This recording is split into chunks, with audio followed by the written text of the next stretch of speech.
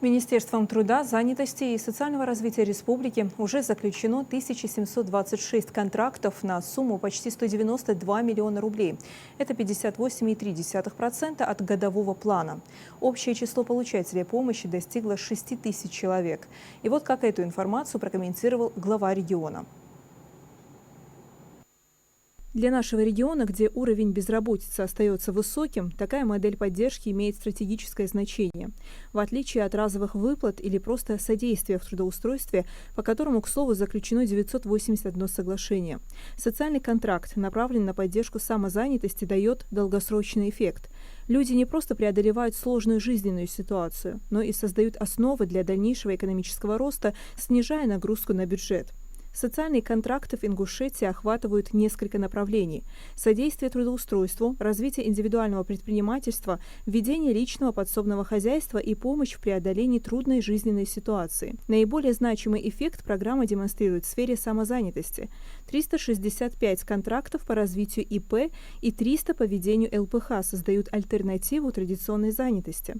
Каждый такой контракт – это потенциальное рабочее место не только для самого получателя помощи, но и для членов его семьи, а в перспективе и для других жителей республики. До конца года планируется заключить еще 723 контракта, и это внесет существенный вклад в снижение безработицы и повышение благосостояния жителей Ингушетии.